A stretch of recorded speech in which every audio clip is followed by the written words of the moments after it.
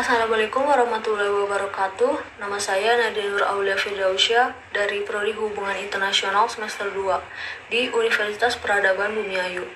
Di video kali ini, saya akan menjelaskan tentang penyelesaian sengketa di Laut Natuna Utara antara Indonesia dengan Cina. Tugas ini dari matkul Organisasi dan Administrasi Internasional dengan dosen pengampu Ibu Rafika Arsyad. Oke, langsung saja.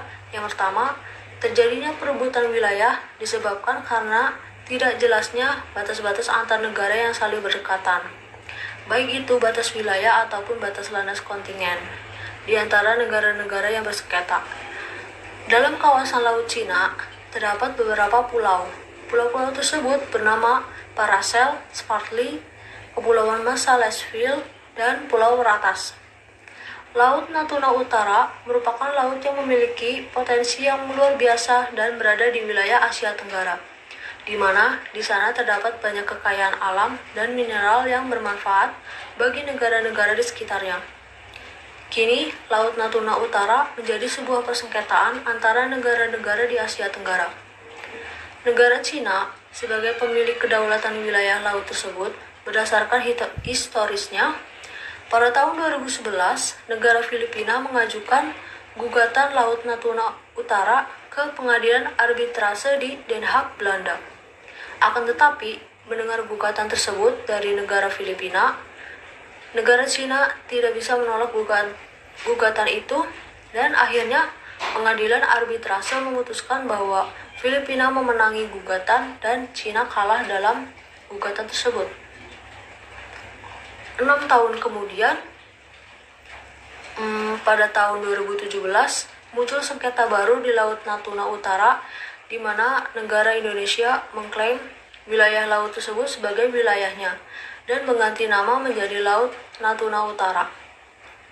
Akan tetapi, lagi-lagi negara Cina tidak terima dengan hal tersebut, sehingga negara Cina melayangkan protes kepada negara Indonesia. Pada tahun 1947, Cina pada saat itu dikuasai oleh Partai Kuomintang yang dipimpin oleh Chiang Kai-shek telah menetapkan batasan di Laut Cina Selatan. Saat itu, Partai Kuomintang menetapkan batasan garis yang bernama 11 Dash Line. Berdasarkan klaim itu, batasan Cina meliputi Kepulauan Pratas, Masalesville, serta Kepulauan Spratly dan Paracel di Laut Cina Selatan. Klaim ini dipertahankan oleh Cina pada tahun 1949. Namun pada tahun 1953, pemerintah Cina menyederhanakan peta itu menjadi 9 Dash Line yang sampai saat ini digunakan di wilayah Laut Cina Selatan. Namun, kali ini di zaman sekarang bersinggungan dengan kedaulatan wilayah negara-negara di Asia Tenggara seperti Filipina, Brunei Darussalam, Taiwan, Vietnam, dan Malaysia yang memperebutkan wilayah Laut Cina Selatan. Klaim dari Cina yang berupa titik-titik atau 9 garis putus-putus 9 dash line yang membentuk huruf U menyentuh klaim kedaulatan atas negara-negara di ASEAN. Klaim yang dilakukan Cina yang dinilai secara sepihak yang memasukkan perairan Natuna sebagai wilayah teritori mereka secara otomatis menarik pemerintah Indonesia untuk ikut terlibat ke dalam konflik sengketa wilayah Laut Cina Selatan tersebut. Walaupun Indonesia tidak termasuk ke dalam claimant state atas wilayah Laut Cina Selatan. Wilayah ini memiliki keistimewaan yaitu, pertama, posisinya yang strategis sebagai jalur perdagangan internasional yang dilewati oleh kapal dari negara Hong Kong, Jepang, Korea, dan Taiwan. Yang kedua, sumber daya alam yang melimpah seperti minyak, gas, dan mineral. Lalu, sekarang berganti ke dampak konflik Laut Natuna Utara bagi wilayah Indonesia. Wilayah Indonesia berbatasan langsung dengan Laut Natuna Utara dan Kepulauan Natuna pun sebagai kabupaten daerah. Ketika itu, Cina datang dengan kapalnya, melakukan illegal fishing, dan sekaligus memperebutkan sumber ekonomi yang telah melanggar perjanjian internasional karena sudah melewati batas zona ekonomi eksklusif. Penyelesaian sengketa yang dilakukan antara negara Indonesia dengan Cina di dalam menyelesaikan sesuatu sengketa yang dialami oleh suatu negara, ada upaya yang dapat ditempuh. Penyelesaiannya diantaranya pertama itu upaya penyelesaiannya secara litigasi.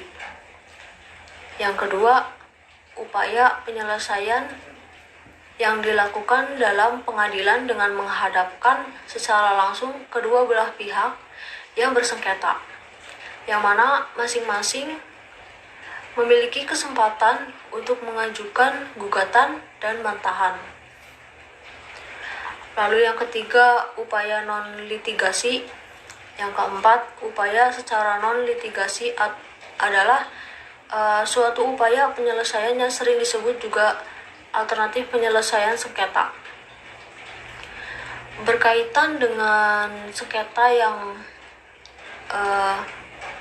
melibatkan negara Indonesia dengan Cina terkait wilayah Laut Natuna Utara, tentunya perlu adanya upaya-upaya yang dapat dilakukan agar kedua belah pihak mengakhiri sengketa yang dipersengketakan itu berdasarkan upaya-upaya penyelesaian yang dijelaskan tadi.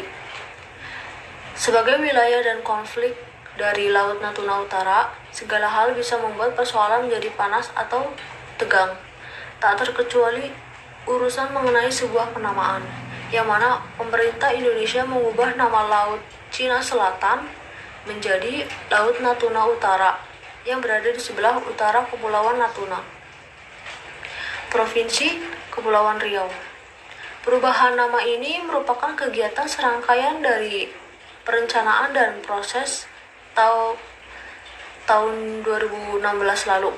Dan perubahan nama ini menyangkut pembaharuan regulasi, yakni adanya keputusan Mahkamah Arbitrasi Internasional yang didasarkan pada Konvensi PBB tentang hukum laut yang bisa disebut dengan UNCLOS Laut Natuna Utara, yang mana perubahan nama tersebut memperbaharui peta wilayah negara Indonesia dan merupakan dasar dalam perkembangan hukum internasional yang berlaku. Perubahan nama wilayah Laut Cina Selatan menjadi Laut Natuna Utara adalah hal yang tidak kondusif. Penamaan laut terkadang banyak menimbulkan berbagai permasalahan. Artinya, bahwa penamaan dapat menunjukkan siapa yang berkuasa di wilayah tersebut dan bertujuan untuk mempertegas kepemilikan dari suatu wilayah.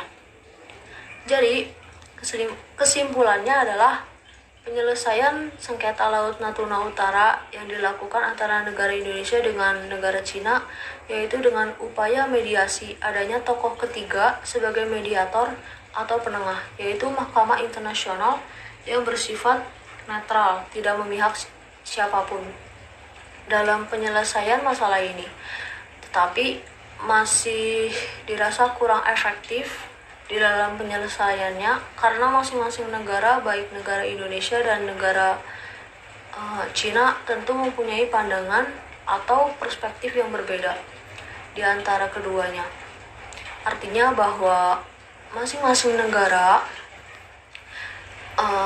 mempunyai dasar atau bukti terhadap wilayah kepemilikan Laut Natuna Utara tersebut.